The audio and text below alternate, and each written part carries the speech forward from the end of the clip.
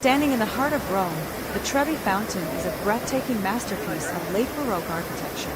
At the center stands Oceanus, the god of water, carved in striking detail by Pietro Bracci as water cascades over the travertine stone. To his right, the allegorical statue of Health looks on, while relief carvings above tell the story of the ancient aqueduct that still powers this grand display.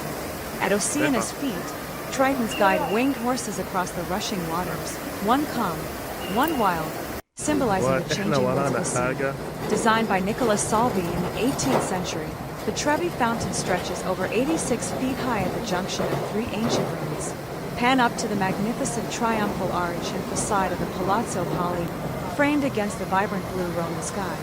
Fed by the ancient Aqua Virgo aqueduct, built in 19 BC, over 10 million liters of water flow through this basin every day. Don't forget to toss a coin over your left shoulder. Tradition says it guarantees your return to the eternal city.